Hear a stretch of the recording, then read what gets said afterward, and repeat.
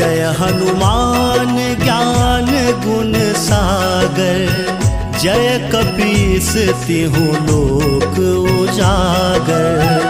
रामदूत अतुलित बल धामा, अंजनी पुत्र पवन सुत नामा।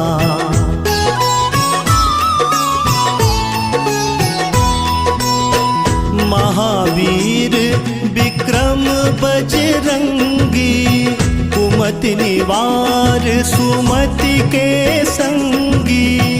कंचन बरन विराज सुबेसा, कानन कुंडल कुंचित केसा।